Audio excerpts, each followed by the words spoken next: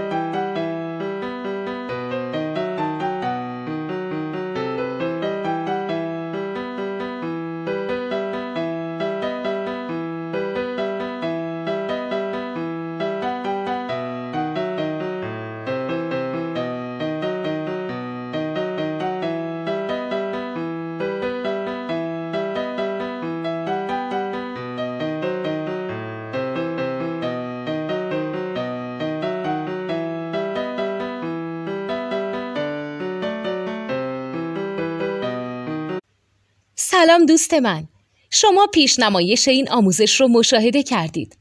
برای دیدن آموزش به صورت کامل میتونید به وبسایت نوت 2 که مرجع آموزش موسیقی هست مراجعه کنید.